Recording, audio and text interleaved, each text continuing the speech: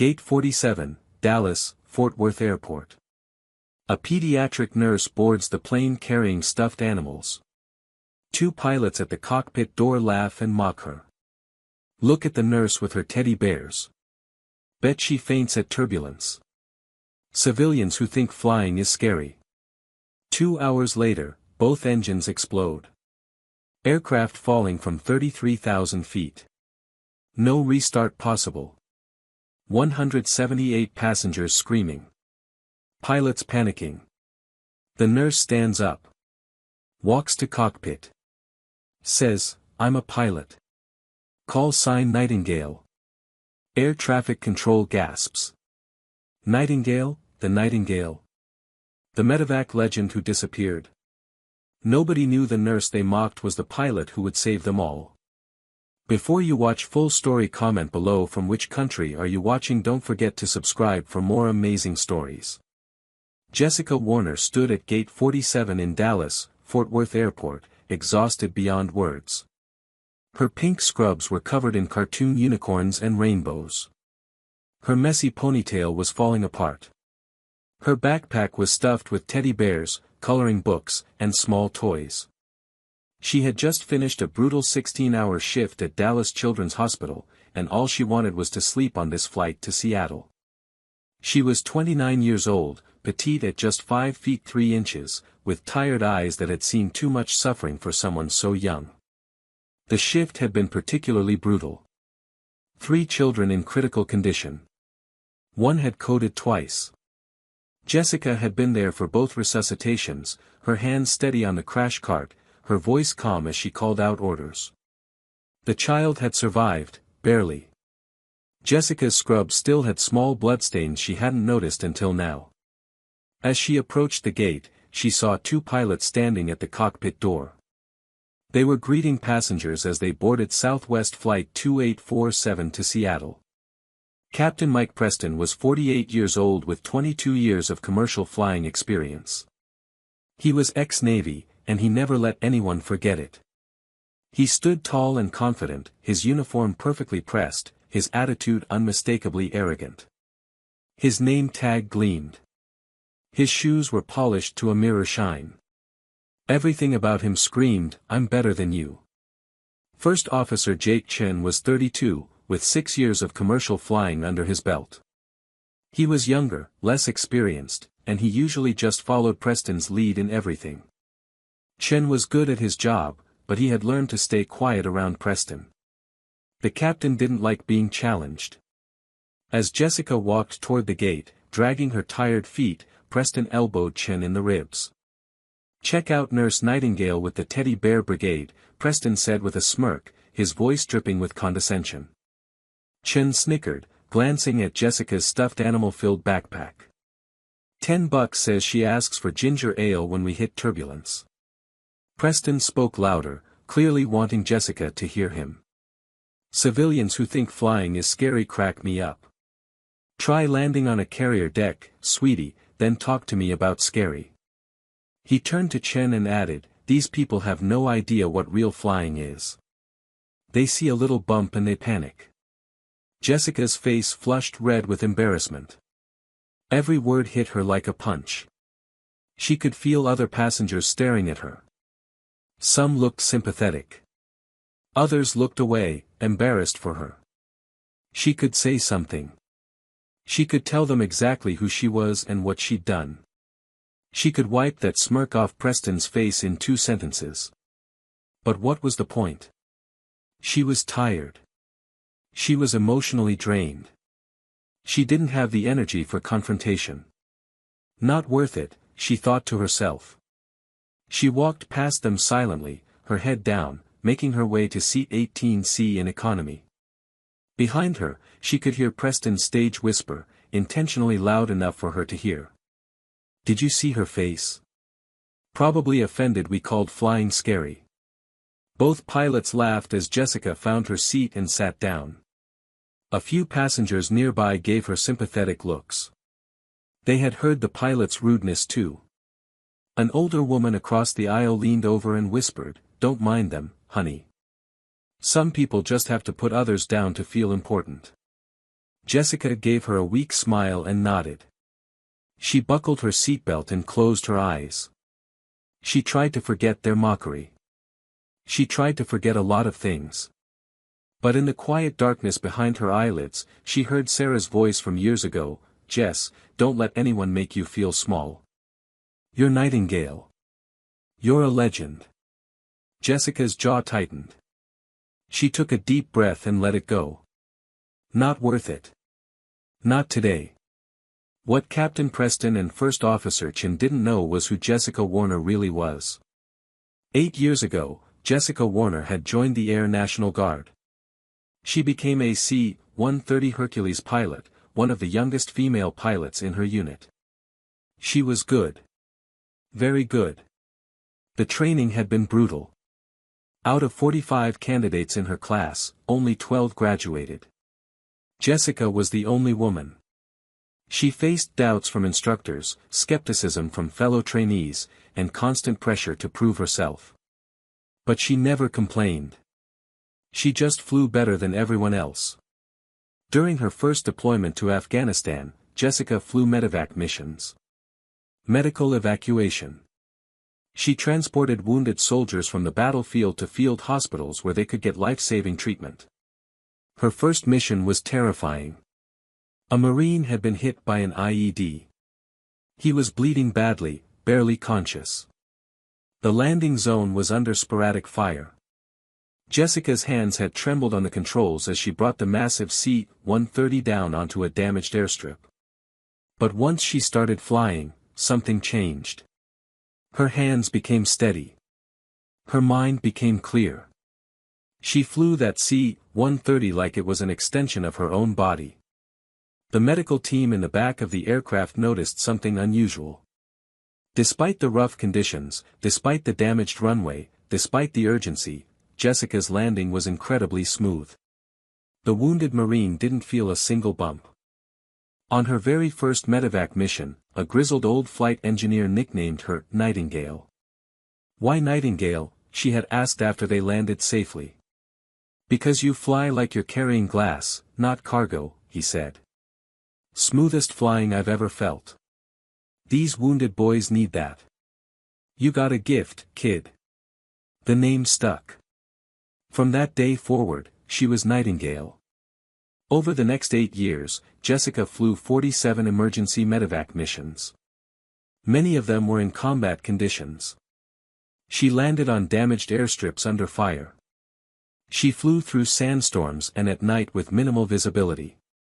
She transported soldiers with terrible injuries, men and women clinging to life in the cargo bay of her C-130.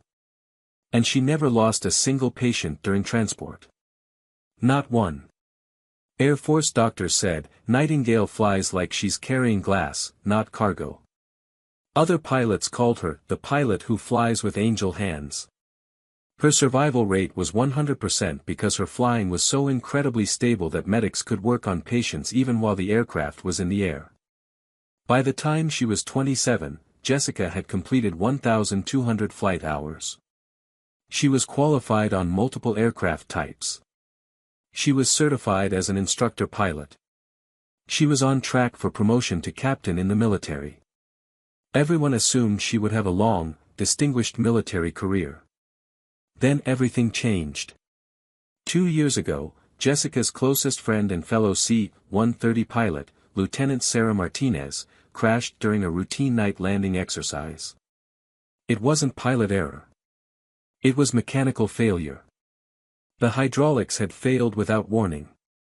Sarah had done everything right, but the aircraft wouldn't respond. The result was catastrophic. Sarah survived the crash, but she was badly hurt. Severe burns covered 40% of her body. Her spine was damaged, leaving her paralyzed from the waist down. She would never walk again. Jessica visited Sarah in the hospital for months, watching her friend slowly decline despite the best medical care. The burns became infected. The paralysis was permanent. Sarah, who had been so full of life, who had loved flying more than anything, was trapped in a hospital bed in constant pain. Sarah's 4-year-old daughter, Emma, would visit too. Emma would climb onto the hospital bed carefully, avoiding the bandages and tubes, and ask the same question every time, "When is mommy coming home?" Sarah would smile through her pain and say, "Soon, baby. Soon." But they both knew it was a lie. Jessica watched Emma grow confused, then sad, then quietly resigned to her mother's absence. The light in the little girl's eyes dimmed with each visit. 6 months after the crash, Sarah died from complications. An infection that her weakened body couldn't fight. Jessica attended the funeral on a cold November morning. She wore her dress uniform, her medals heavy on her chest. She stood at attention as they folded the flag. And she watched little Emma clutch a teddy bear, the same teddy bear Sarah had given her on her 3rd birthday, and cry for her mommy. Something broke inside Jessica that day. Something fundamental shifted. She realized something that changed everything. "I've spent 8 years flying to save lives," she thought as she watched Emma sob. But who's saving the children who lose their parents? Who comforts them? Who holds them when they're scared and alone? Who tells them it's going to be okay, even when it's not? The military tried to keep her. Her commanding officer personally called her into his office. "Warner, you're one of the best pilots I've ever seen," he said. "You can't throw away your career. Think about what you're giving up." But Jessica had already made her decision. "I've been saving lives in the air for 8 years, she told him. "Now I need to save lives on the ground." Despite protests from her commanders, Jessica resigned her commission. She walked away from flying. She enrolled in an accelerated nursing program. She specialized in pediatric oncology, cancer in children. It was the hardest nursing specialty, but Jessica chose it deliberately. "These kids face death every day," she told herself. "They deserve someone who understands loss." For the past 18 months, Jessica had worked at Dallas Children's Hospital. She used her military discipline to comfort dying children. She brought stuffed animals from her own collection, animals she had collected during her deployments. She read to the children. She held their hands when their parents couldn't be there. She told them stories about brave pilots flying in the sky. She hadn't touched aircraft controls in 2 years. But she dreamed about flying every single night. Southwest Flight 2847 was supposed to be routine. Dallas to Seattle, nothing special. Jessica sat in seat 18C, trying to nap. She was carrying a letter of recommendation from Dallas Children's Hospital to Seattle Children's Hospital. She had been accepted for a position starting next month. Better salary. She needed it to pay off her nursing school student loans. The flight was smooth and boring for the first 2 hours. Over the intercom, Captain Preston made announcements in his usual condescending tone. "Folks, this is your captain. We'll be experiencing some light chop ahead. Nothing to worry about. We're professionals up here." Jessica rolled her eyes at his arrogance. "I've landed in sandstorms with wounded soldiers aboard," she thought. "This guy thinks turbulence is impressive." She tried to sleep, but her mind wouldn't stop. She kept seeing Sarah's daughter crying at the funeral. She kept thinking about Marcus, the 7-year-old boy with leukemia she had held while he died just last week. His last words haunted her, "Will there be planes in heaven? I want to fly." Jessica had promised him, "Yes, sweetie. You'll fly forever." Now she was carrying a stuffed airplane she had bought for Marcus. She planned to give it to another dying child in Seattle. She finally started to doze off. Then everything went wrong. 2 hours into the flight, Southwest 2847 was cruising at 33,000 feet over the Wyoming wilderness. The landscape below was rugged and beautiful, mountains, forests, and vast empty spaces where few people lived. Without warning, the aircraft encountered a large flock of Canada geese. The geese were migrating at an unusual altitude, but it happens sometimes. Climate change had altered migration patterns. Birds were flying higher and in unexpected places. The flock was massive, maybe 200 birds. The pilots had no warning. No time to react. No time to change course. The geese impacted both engines simultaneously.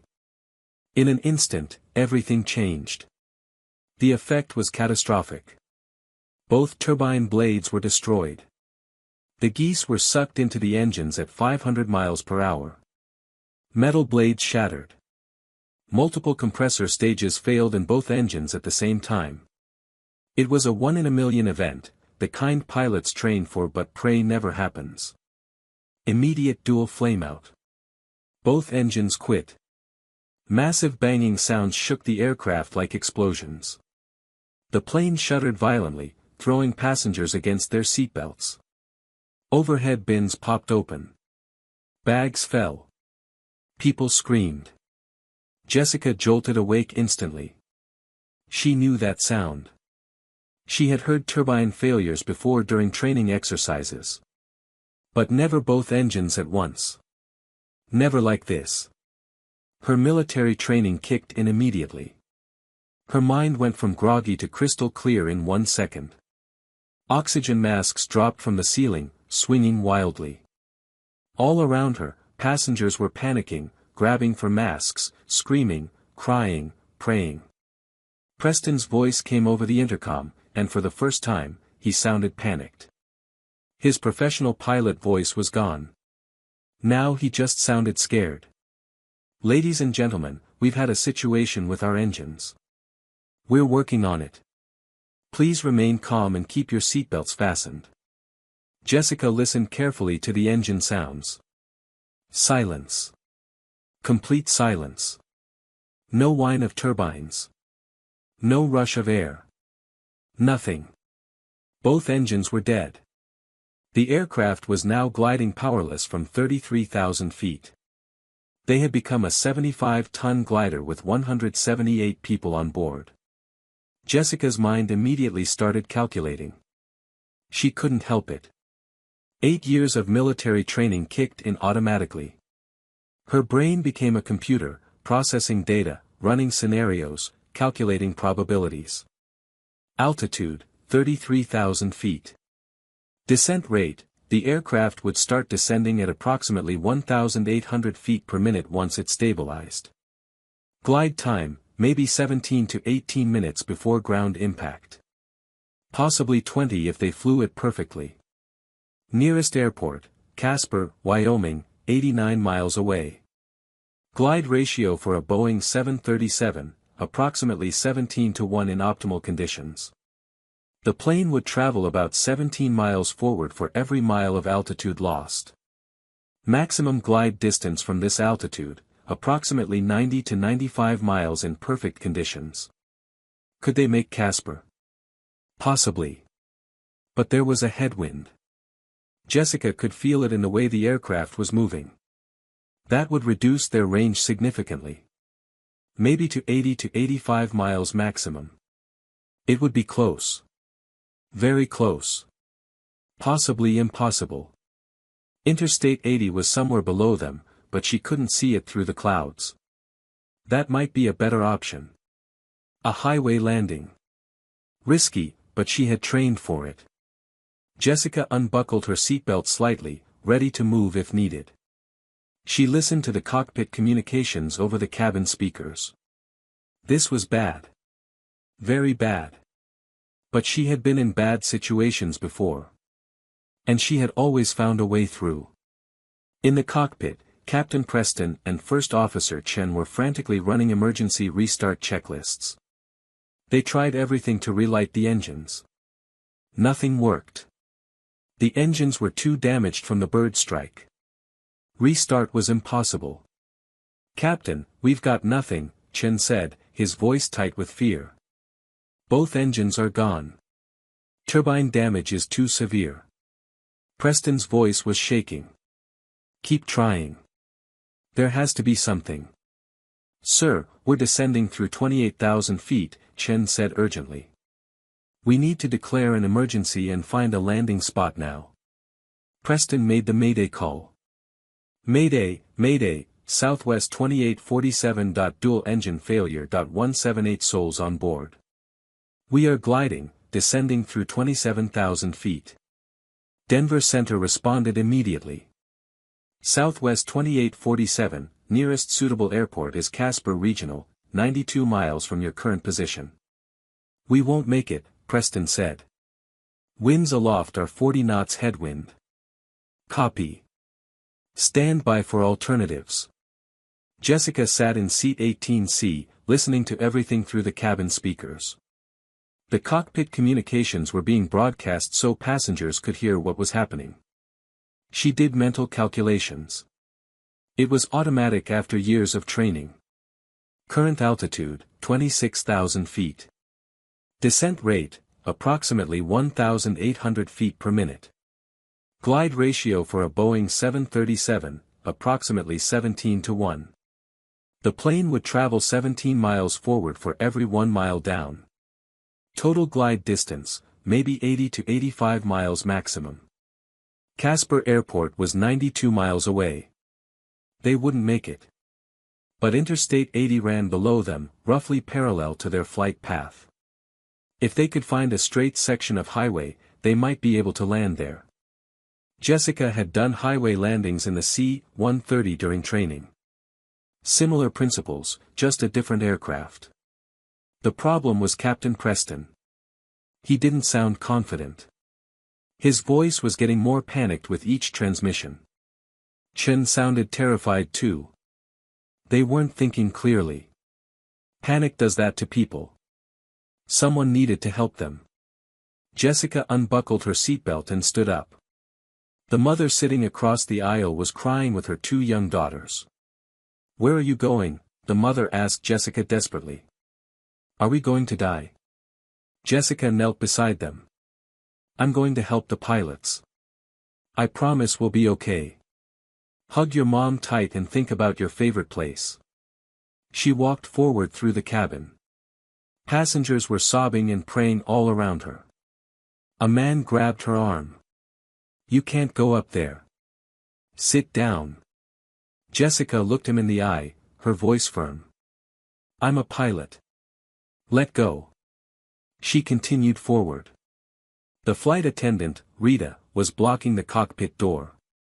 Rita had 25 years of experience and had seen everything. "Ma'am, you can't," Rita started. "I'm a pilot," Jessica interrupted. "Former Air National Guard. C-130S. 8 years. Those pilots need help. I can hear it in their voices." Rita looked skeptical. "You're a nurse." "I'm both," Jessica said. "Now let me through before we crash." Rita knocked on the cockpit door. Chen cracked it open. "Not now, we're busy." "There's a passenger who says she's a pilot," Rita said. "She wants to help." Preston yelled from the captain's seat. "We don't need civilian help. Tell her to sit down." Jessica pushed through the door. "Captain Preston," she said firmly, "I'm Jessica Warner. Former Air National Guard pilot. C-130 Hercules. 8 years active service. 1,200 hours. Call sign Nightingale. I can help." Preston turned around and recognized her immediately. "You're the nurse with the teddy bears," he said with disbelief. "Get out. This is no time for jokes." Jessica's voice turned ice cold. "I heard you mock me during boarding. You thought you were such a professional pilot. Right now, you sound panicked. Let me help." Chen interrupted. "Captain, we're through 20,000 feet. If she's really a pilot. She's a goddamn pediatric nurse." Preston shouted. "Who flew 47 medevac missions in combat?" Jessica shot back. "I landed on damaged runways under fire. Never lost a patient. Now either let me talk you through this, or watch us crash." Chen checked the altitude. "Captain, we're descending through 18,000 feet. We're running out of time." Preston was stubborn. His pride was getting in the way of logic.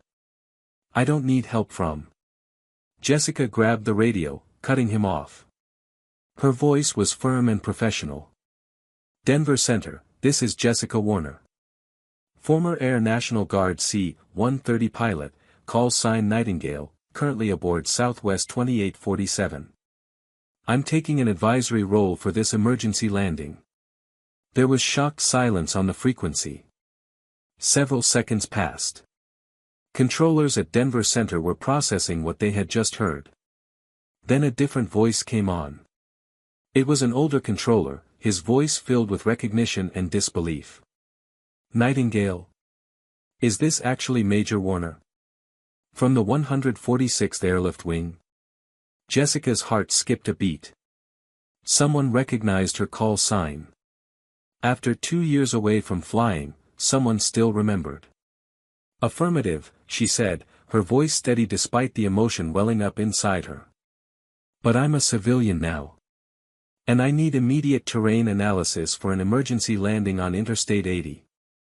The controller's voice was filled with recognition and respect. There was also relief that someone capable was now involved.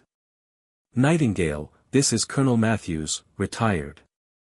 I coordinated your medevac missions in Afghanistan back in 2019 and 2020. I heard you left the service. Never understood why someone with your skills would walk away. It's good to hear your voice, even under these circumstances. Stand by, I'm pulling up I-80 terrain now. Colonel Matthews began typing furiously at his workstation. Other controllers gathered around him. Word was spreading through Denver Center, Nightingale was back. Nightingale, I've got your position, Matthews continued. You're currently over the Medicine-bound National Forest. Interstate 80 is approximately 12 miles south-southwest of your position. I'm scanning for the best landing section now. In the cockpit, Preston and Chen were both staring at Jessica with new eyes. The arrogant mockery from earlier had completely evaporated. Preston looked pale. Chen looked hopeful for the first time since the engines had failed. You really are military, Preston said quietly, almost to himself. Chen was studying the instruments, then looked at Jessica. Ma'am, if Denver Center recognizes your call sign and they're taking your lead, then you better start listening to everything I say, Jessica finished his sentence. Because right now, I'm the only person on this aircraft who's done what we're about to attempt. Preston was staring at Jessica in shock. You're really military. Chen looked at her with new respect. Sir, if Denver recognizes her call sign. Jessica ignored them. She was scanning the instruments. You're descending too fast, she said to Chen. Pitch up 3 degrees. Maximize glide distance. Preston's hands were frozen on the controls. Chen reached over and adjusted the pitch. 3 degrees up. Captain, she's right. This is extending our range. Current altitude? Jessica asked. 16,000, Chen replied. Distance to I-80 below us? Chen checked the navigation display. Approximately 12 miles. Jessica did rapid mental math. We'll make it with maybe 1,000 feet to spare. But you need to find a straight section of highway. Traffic needs to be cleared. Preston finally broke. His arrogance crumbled. I don't know how to land on a highway, he admitted. All my training is on runways. Jessica looked at him calmly. Then let me talk you through it. I've done this. Trust me. Colonel Matthews from Denver Center came back on the radio. Jessica could hear the rapid clicking of computer keys in the background. Other controllers were helping him, pulling up maps and terrain data. Nightingale, I have I-80 mapped. Best option is the section between mile markers 187 and 194. 7 miles straight. Relatively flat. Light traffic at this time of day. Wyoming Highway Patrol is being notified now to clear traffic. State police are responding with multiple units. Perfect, Jessica said, relief flooding through her. Give me GPS coordinates. Matthews read them off carefully, twice to make sure she had them correct. Jessica plotted the approach in her mind. Years of navigation training made this automatic. "Captain Preston," she said, her voice commanding now, "new heading, 275 degrees. That puts us on the approach path for the highway." Preston's hands were shaking on the controls. His confidence had completely evaporated.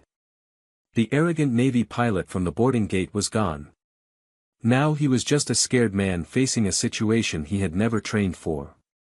"I'll fly it, Captain," Chen said, his voice steady. He was taking control. Chen was younger than Preston, but right now he was steadier. Sometimes youth meant less fear, less understanding of just how dangerous this was. "Good," Jessica said with approval. "Chen flies. Preston, you work the checklists. I'll coordinate everything. We work as a team now. No egos. No pride. Just get everyone down alive." Preston looked defeated, his face pale. "I'm sorry I mocked you earlier. I'm so sorry I didn't take you seriously. If we get through this." Apologies later, Jessica interrupted firmly but kindly. "Flying now. Every second counts." She turned her attention back to the approach. "Checklist for landing without engines," she said. "First question, landing gear up or down?" Chen thought for a moment, running through his training. "I think, down. We always land with gear down." "Wrong," Jessica said firmly. "Gear stays up. Highway pavement can't take the force of landing gear designed for reinforced runways. The gear will catch on the pavement, dig in, and flip us end over end. We'll cartwheel and break apart. Everyone dies." Preston's eyes went wide. "But belly landing will destroy the aircraft." "The insurance." "The aircraft is insured," Jessica replied, her voice sharp. "It's a machine. It can be replaced. Passengers aren't. They have families, children, futures. The aircraft is expendable. They are not. Gear stays up. Non-negotiable." Preston swallowed hard and nodded. "Gear up." Jessica continued running through the mental checklist. "Flaps, we'll use them for lift control but minimum drag. Speed, we need to maintain 160 knots on approach, then slow to 140 for landing. Any slower and we stall.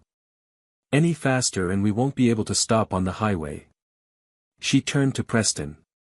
"Captain, I need you to calculate our stopping distance. Belly landing, no thrust reversers, no wheel brakes. Only friction and that slight uphill grade Matthews mentioned. Can we stop in 7 miles? Preston pulled out his flight computer, his hands still shaking but his mind focusing on the problem. This was something he could calculate. Something familiar. Running the numbers, aircraft weight, friction coefficient for belly on asphalt, uphill grade of 1.5%, yes. Yes, we should stop in approximately 6,000 to 6,500 feet. That's just over a mile. We'll have room. Good, Jessica said. That's what I calculated too. We've got this. They descended through 12,000 feet. Jessica coached Chen step by step. Flaps to 5 degrees, she said. It gives us lift without too much drag. Chen complied. Jessica watched the airspeed indicator. Speed's good. 160 knots. Hold that. Preston was running through landing checklist items with shaking hands. Passengers need the brace position announcement now, Jessica said.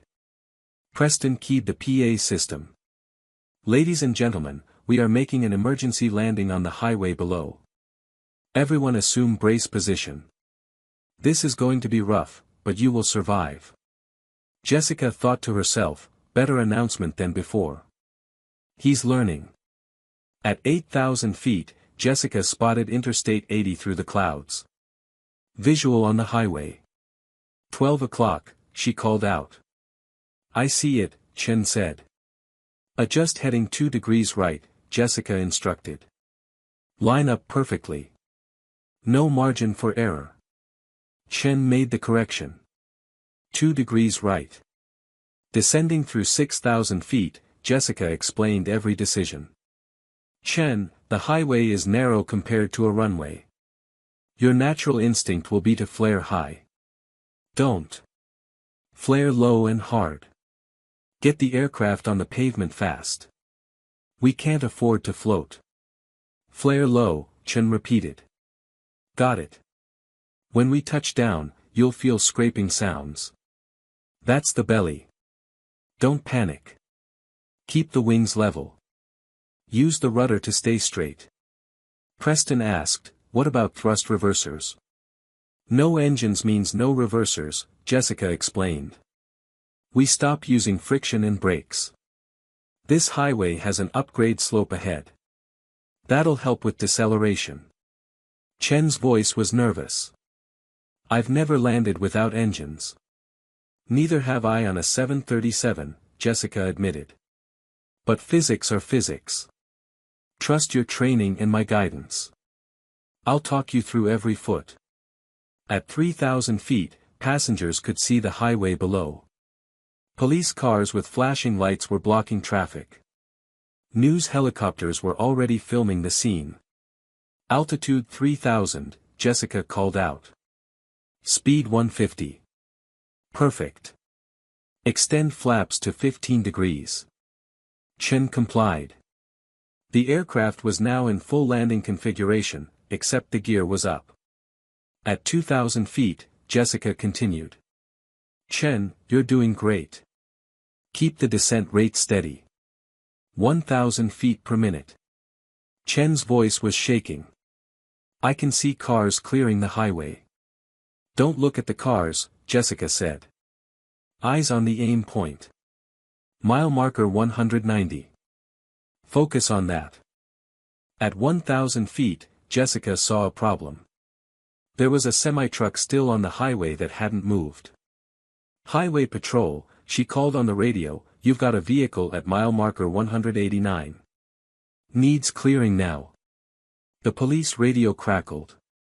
Copy, moving it. The truck pulled off the highway with seconds to spare. At 500 feet, Jessica's voice became like a metronome. Steady. Calm, precise, this was what she had been trained for. This was what 8 years of military flying had prepared her for. Altitude 500. Speed 140. Perfect. Hold it. Chen's hands were sweating on the controls.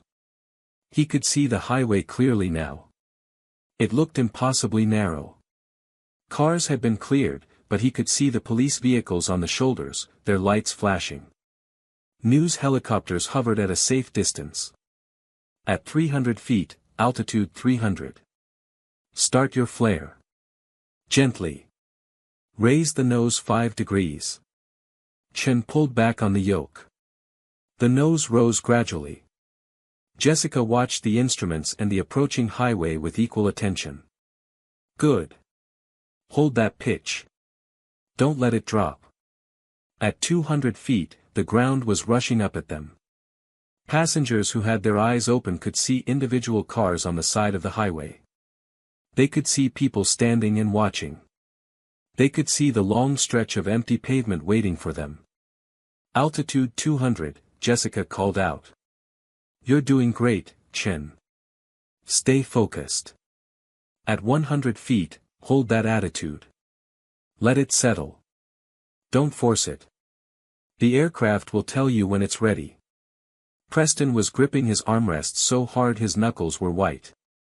He was watching Chen fly, watching Jessica guide him, and realizing with absolute clarity that he could never have done this.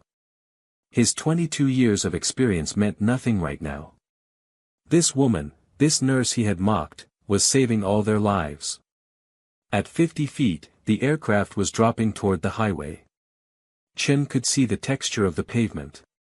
He could see the painted lane lines. At 20 feet, steady. Steady. Don't rush it. At 10 feet, Jessica's voice remained calm. Now, full flare. Nose up. Chen yanked the yoke back with everything he had. The nose lifted dramatically. The tail struck the pavement first with a tremendous scraping sound, metal on concrete, sparks flying in every direction. Then the belly hit with a massive grinding noise that sounded like the end of the world. Sparks flew everywhere. The sound was deafening, a continuous roar of metal scraping on pavement at 100 miles per hour. Passengers screamed. Some prayed. Some held each other. Some closed their eyes and waited for death. The aircraft was sliding down Interstate 80, belly first, like a massive toboggan. Wings level, Chen. Jessica shouted over the noise. Rudder control. Keep it straight. Chen was fighting the controls with everything he had. The aircraft wanted to veer left, the belly wasn't flat, it was creating uneven friction. Chen used the rudder to compensate, keeping the aircraft centered on the highway. Jessica was calling out continuously. Center line. You're drifting right, 2 degrees left rudder. Good. Hold it. You're doing it. All 178 passengers were holding each other, screaming and praying. Mothers covered their children's ears. Strangers held hands. Everyone was certain they were about to die. The aircraft was decelerating from friction and the slight uphill grade of the highway. Jessica watched the speed. 80 knots. 60 knots. 40. Chen's hands were white-knuckled on the controls, keeping the wings level. At 30 knots, Jessica said, "You've got it." 20 knots, almost stopped. The aircraft finally slid to a halt. They had traveled 6,200 feet down the highway, just over a mile. The tail was damaged. The belly was completely scraped away. But the wings were intact. The fuselage was intact. Everyone was alive. There was complete silence for 3 seconds. Then the cabin erupted. Crying, praying, screaming in relief. Jessica spoke calmly. Chen, nice landing. Preston, evacuation procedures. Preston was staring at her in absolute awe. You just saved 178 lives. We saved them, Jessica corrected him. Now evacuate before something catches fire. Emergency slides deployed from the aircraft doors with loud hissing sounds. Passengers began evacuating onto Interstate 80, sliding down to safety. Wyoming Highway Patrol and emergency vehicles surrounded the aircraft. Paramedics were checking everyone, working quickly and efficiently. Fire trucks stood ready in case of fire, but miraculously, there was no fire. The fuel tanks had held. Miraculously, there were only minor injuries. Bumps, bruises. 1 broken arm from an overhead bin that had come open during the landing. A few people had whiplash. Several had panic attacks. But everyone was alive. Flight attendant Rita was helping passengers down the slides, counting heads, making sure everyone got out safely. She had been through emergency training dozens of times, but this was her first real evacuation. Her hands were shaking, but she kept her voice calm. One at a time. Hold the handrails. Slide down on your bottom. Move away from the aircraft once you're down. Jessica was the last to evacuate. She had stayed in the cockpit until every passenger was off, watching the evacuation through the cockpit windows, making sure the process was going smoothly. As she finally made her way to the emergency slide and came down, passengers started recognizing her. That's the nurse. She saved us. She's the pilot. She walked into the cockpit. She talked them through the landing. The mother with 2 daughters, the same woman Jessica had comforted during the crisis, ran forward with her girls. All 3 of them were crying with relief and gratitude. They threw their arms around Jessica in a desperate hug. Thank you. Thank you. You saved my babies, the mother sobbed into Jessica's shoulder. Jessica was crying now too. The adrenaline was wearing off. The reality of what had just happened was sinking in. She had saved 178 lives. Every single person on this aircraft was alive because of the skills she had learned in the military, the skills she had walked away from 2 years ago. "I'm just glad you're all okay," Jessica said, hugging them back. "I'm so glad you're okay." Other passengers came up to her. A businessman shook her hand vigorously, tears streaming down his face. An elderly couple blessed her. A teenager asked for her autograph. Preston and Chin approached, walking slowly across the highway. Preston's face showed both profound shame and immense gratitude. His uniform was disheveled. His perfect hair was messed up. His arrogance had been completely stripped away. "Jessica," he said, his voice breaking, "I owe you the biggest apology of my life. I mocked you. I judged you by your appearance. I thought I knew what a pilot looked like. I thought I knew what competence looked like." He paused, struggling with his emotions. "You're 10 times the pilot I am. Maybe 100 times. I've been flying for 22 years, and I've never seen anything like what you just did." Jessica looked at him kindly. There was no anger in her eyes. No desire for revenge or vindication. Just compassion. "You're a good pilot, Captain," she said. "You just panicked. It happens to everyone. The important thing, the only thing that matters, is that everyone lived." Chen stepped forward. He was younger than Preston, less burdened by ego. "Ma'am, I just want to say. I'll never forget this. You taught me more in 20 minutes than I learned in 6 years of commercial flying." Jessica smiled at him. "You did great, Chen. You kept your head when it mattered. That landing was yours as much as mine." News helicopters had captured the entire landing on live television. Every major network had broken into regular programming with "breaking news" banners. The footage was stunning and terrifying. A commercial airliner belly landing on a highway, sparks flying for over a mile, sliding to a perfect stop. News anchors were calling it a miracle. Aviation experts were calling it impossible. Jessica's face was suddenly everywhere. Social media exploded. Within an hour, she was trending worldwide. Nurse pilot saves flight. Hero in pink scrubs. Nightingale lands again. The pilot they mocked becomes the pilot who saved them. Video of the landing had been viewed 50 million times in the first 2 hours. Passengers were posting their own videos from inside the cabin, the terrifying moments, the screaming, then the miraculous survival. Reporters were swarming the scene now. Satellite trucks, camera crews, journalists from every major outlet. They all wanted to talk to the nurse pilot who had saved 178 lives. Jessica stood near the aircraft, still in her cartoon unicorn scrubs, looking exhausted and overwhelmed. Reporters were shouting questions at her. "Ms. Warner. How did you stay so calm? Jessica. Were you scared? What was going through your mind? How does it feel to be a hero?" Jessica kept saying the same thing, her voice quiet and humble, "I did what I was trained to do. Any pilot would have done the same. I'm just grateful everyone survived." But Preston had had enough of her modesty. He pushed through the crowd of reporters, his uniform dirty and disheveled, and interrupted.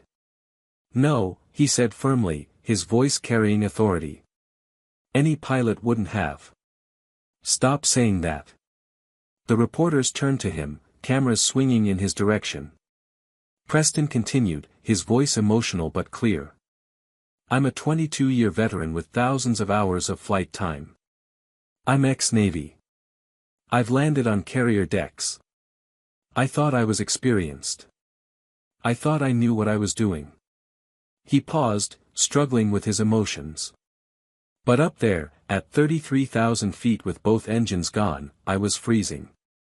I was panicking. I didn't know what to do. And this woman," he gestured to Jessica, "this woman I mocked during boarding, this woman I laughed at for carrying teddy bears, she walked into that cockpit and took control like she'd done it 1,000 times. His voice broke. She saved my life. She saved my first officer's life. She saved 176 passengers. And she did it with more skill and grace than I've seen in my entire career. She's not just a hero. She's the finest pilot I've ever known. Chen stepped forward too, standing next to Preston. I flew the landing, but she talked me through every second. Every decision, every adjustment. Without Nightingale, we'd be a crater in the Wyoming wilderness right now. A reporter shouted, "Nightingale? What's that?" Her military call sign, Chen explained, his voice full of respect. Major Jessica Warner. Air National Guard legend. 8 years of service. 47 medevac missions. 100% survival rate. She earned that call sign flying wounded soldiers out of combat zones. Look her up. The reporters started typing frantically on their phones. Within minutes, they had found her military records. The questions started coming faster. Major Warner, why did you leave the military? Is it true you never lost a patient?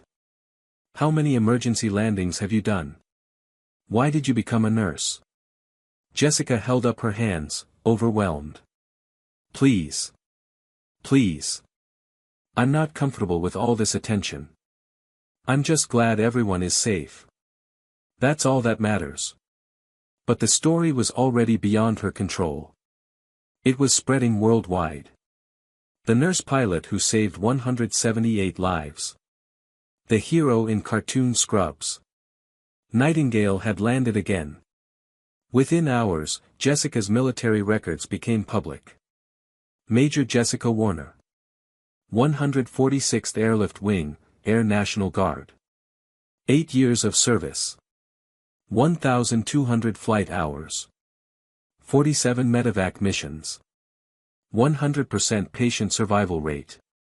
Call sign, Nightingale, for her gentle flying technique. Decorated for valor, including the Distinguished Flying Cross. Voluntarily resigned her commission in 2022 to pursue a nursing career. Journalists called her the pilot who chose children over career and the nurse who saved 178 lives. Preston's quote to the media was played on every news channel, "I mocked a nurse carrying teddy bears. I didn't know she was a legendary medevac pilot. My arrogance almost cost lives. She's the most humble hero I've ever met." That evening, Jessica was in a hotel room provided by the airline. She was exhausted. Her phone rang. It was the chief of nursing from Seattle Children's Hospital. "Ms. Warner, we saw the news. We understand if you're not ready to start next month given the trauma you've been through." Jessica interrupted. "I'll be there on time. Those kids need me." "About that," the chief said, "we'd like to revise your offer. Would you be interested in a flight nurse position? We have a medical transport helicopter. It needs a pilot nurse for critical transfers. We thought you might." Jessica's heart skipped a beat. "You're offering me a flight nurse position? I can fly again and care for children." "Exactly," the chief said. "Use both your skills. What do you say?" Jessica was crying happy tears. "Yes. Absolutely yes. That's perfect." 2 weeks later, Jessica visited Sarah Martinez's grave. She placed flowers on the headstone and talked to her friend. "Sarah, I flew again. I saved 178 people, including 12 children. I used everything you taught me about smooth flying. I think about you every day." She paused, tears running down her face. "I'm taking a job as a flight nurse in Seattle. Flying sick kids to hospitals. I'll keep our promise to take care of the little ones. I know you're proud." Sarah's daughter Emma, now 6 years old, approached with her grandmother. "Are you Aunt Jessica?" Emma asked. "Grandma said you're famous now." Jessica hugged Emma tightly. "I'm not famous, sweetie. I just did what your mommy would have done." Mommy said you were the best pilot ever, Emma said. Jessica smiled through her tears. Your mommy was the best. I'm still learning from her. Jessica's first day at Seattle Children's Hospital arrived. She wore a new flight suit instead of scrubs. She toured the medical helicopter, an EC-135. She met the flight crew. The pilot, Tom, was ex-Army with 15 years of experience. He was initially skeptical. So you're the nurse pilot from the news, he said. Think you can handle medevac? Jessica smiled. I flew 47 combat medevacs. I can handle this. The first call came quickly. A 3-year-old boy was having a cardiac emergency at a rural hospital 90 miles away. He needed immediate transport to Seattle for surgery. Jessica and the team scrambled. They took off in the helicopter. Jessica piloted while a nurse in the back prepared equipment. The flight was smooth as glass, despite turbulence. How are you flying so smooth? The nurse asked. Jessica smiled. They don't call me Nightingale for nothing. Patients need gentle hands. 6 months later, Jessica was flying a routine medevac mission. She was transporting an 8-year-old girl named Sophie who had leukemia. Sophie was being flown from Spokane to Seattle for treatment. Sophie was scared and crying. Jessica spoke over the intercom from the pilot's seat. Sophie, you know what? I'm a pilot and a nurse. I flew big cargo planes in the Air Force. Want to hear stories? Sophie's crying slowed. Really? You're a pilot? Yep, Jessica said. They called me Nightingale because I fly as gentle as birds. Close your eyes and feel how smooth this ride is. Sophie calmed down, listening to Jessica's stories during the hour-long flight. When they landed, Sophie's mom was crying with gratitude. Thank you for making her feel safe. Jessica smiled. That's what Nightingales do. We carry precious cargo very gently. 1 year after the Southwest emergency landing, there was a ceremony on Interstate 80 at mile marker 190 in Wyoming. A permanent plaque was installed. On this site, Major Jessica Warner, call sign Nightingale, landed Southwest Flight 2847, saving 178 lives through extraordinary skill and courage. All 178 passengers were invited. Most of them attended. Jessica was uncomfortable with all the attention, but she was grateful to see the survivors alive and well. Preston and Chen were both present. Preston gave a speech. 1 year ago, I mocked a young woman for carrying stuffed animals and wearing cartoon scrubs. I didn't realize she was the hero I would depend on to save my life and 176 passengers. He paused, his voice emotional. I learned humility that day. Never judge people by appearances. This woman is the finest pilot I've known, and I'm honored she tolerates me. The story ends in the pediatric oncology ward at Seattle Children's Hospital on a quiet Tuesday evening. Jessica still works there part-time when she's not flying medevac missions. She splits her time now, 3 days a week in the hospital, 4 days flying the medical helicopter. It's the perfect balance. She gets to use both her skills. Both her callings. Tonight, she's sitting with a 5-year-old boy named Lucas. He has terminal brain cancer, glioblastoma, the worst kind. The doctors have done everything they can. Chemotherapy, radiation, surgery, but the cancer keeps growing. Lucas has maybe 2 months left. Maybe 3 if they're lucky. But Lucas doesn't know that. All he knows is that he's tired a lot, and his head hurts, and a nice nurse named Jessica comes to read him stories. Jessica is reading him a book about brave pilots. Lucas's favorite book. They've read it together a dozen times now. Lucas has it memorized, but he never gets tired of it. I want to be a pilot when I grow up, Lucas says, his small voice full of wonder and hope. Jessica feels her heart break into 1,000 pieces. She fights back tears. She's gotten good at hiding her tears from the children. They don't need to see her cry. Then you will be, she says softly, smiling at him. And you'll be a great pilot. The best pilot in the whole sky. Will you teach me? Lucas asks, his big brown eyes looking up at her with absolute trust. Jessica takes his small hand in hers. His hand is so tiny. So fragile. I promise, she says, her voice thick with emotion. I'll teach you everything about flying. All my secrets. Everything I know. She knows he won't survive to fulfill that dream. She knows that in 2 months, maybe 3, she'll be attending another funeral. She'll be watching another family grieve. She'll be adding another name to the long list of children she couldn't save. But right now, in this moment, she gives him hope. Because hope is sometimes all we have. Hope is what keeps us going when everything else is dark. Lucas smiles and closes his eyes, still holding her hand. Within minutes, he's asleep. Jessica sits with him for a while longer, just watching him breathe. Just being present. Sometimes that's all a nurse can do. Sometimes presence is the greatest gift.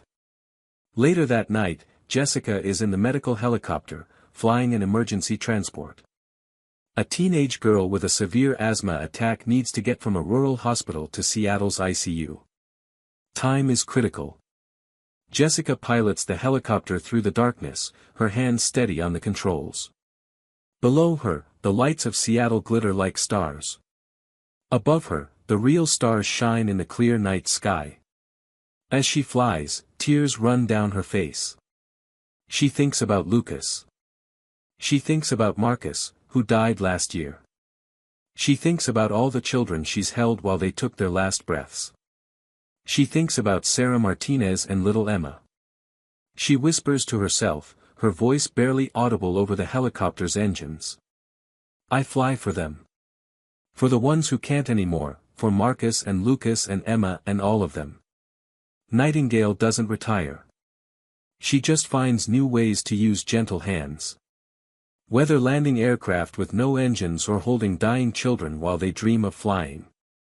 Same mission, same heart. Same call sign. She wipes her tears with the back of her hand and focuses on flying. The teenage girl in the back needs her to be steady. Needs her to fly like she's carrying glass. Because that's what Nightingale does. She flies with angel hands, no matter what she's carrying. No matter how heavy the weight of grief and loss. No matter how many funerals she's attended or how many children she couldn't save. She keeps flying. Because someone has to. Because these children, these patients, these precious cargo, they deserve someone who cares enough to fly them gently. To give them smooth rides. To make them feel safe even when they're scared. That's what the call sign means. That's what Nightingale has always meant. Not just a name. Not just a title. A promise. A promise to care for the vulnerable. To use strength gently. To bring hope in dark moments. To save lives with whatever skills you have, whether in a cockpit at 33,000 feet or in a hospital room holding a dying child's hand. As Jessica lands the helicopter at Seattle Children's Hospital, the teenage girl is stabilized and rushed to the ICU. She'll survive. She'll go home to her family. She'll graduate high school and maybe go to college. Another life saved. Jessica walks back to the helicopter, ready for the next call. Ready to fly again, ready to use her gentle hands for whatever comes next. Because Nightingale never really landed. She just keeps flying, in one way or another, carrying precious cargo, saving lives with grace and skill and an unbreakable determination to make a difference. And sometimes, just sometimes, the nurse in cartoon scrubs turns out to be the hero everyone needed. They just had to look past the teddy bears to see it. This story proves that call signs aren't earned by looking tough in flight suits. They're earned by having hands gentle enough to comfort dying children, yet strong enough to land aircraft with no engines. Nurses carrying teddy bears might be legendary pilots. Mockery reveals the mocker's ignorance, not the mocked person's inadequacy. Nightingale means bringing healing and hope, whether in a hospital ward or in a cockpit 33,000 feet up. Some people are built to save lives in any situation, using whatever skills they have. The pilots who mocked Jessica learned what the passengers discovered: when engines fail and death is certain, you don't want the arrogant captain who looks impressive. You want the humble nurse in cartoon scrubs who's landed aircraft in conditions that would terrify most pilots. Because Nightingale flies with angel hands. And sometimes angels wear pink unicorn scrubs, not flight suits. Jessica Warner continues flying medical helicopters for Seattle Children's Hospital. She's transported over 500 critically ill children. Her survival rate remains 100%. Captain Mike Preston retired from commercial aviation and now teaches at a flight school. He tells every student about the day a nurse saved his life. He's a different man, humble, kind, forever changed. First Officer Jake Chen was promoted to captain. He flies with Jessica's lessons in his heart every single day. The mother with daughters Sarah and Emma moved to Seattle. The girls visit Aunt Jessica every month. They both want to be pilots when they grow up. Lucas passed away peacefully 6 weeks after Jessica's last visit. At his funeral, his parents gave Jessica a letter he had written. It said, "Dear Jessica, thank you for teaching me to fly. I'm flying now. Higher than any plane. Love, Lucas."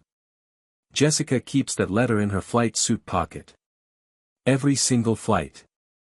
Little Emma Martinez, Sarah's daughter, just turned 9. She tells everyone her mom was best friends with a hero named Nightingale. She's right. The Boeing 737 from Flight 2847 was declared a total loss, but its damaged belly section was preserved. It's now on display at the Smithsonian Air and Space Museum in Washington, D.C., with a plaque telling Jessica's story. Every year on the anniversary of the landing, all 178 survivors gather on Interstate 80, at mile marker 190. They bring their families. Their children, their grandchildren. They tell the story of Nightingale, the nurse who saved them all. And somewhere in Seattle, Jessica Warner wakes up each morning, puts on either her nurse scrubs or her flight suit, and goes to save lives. Because that's what Nightingale does. She saves lives with gentle hands and a brave heart. Forever.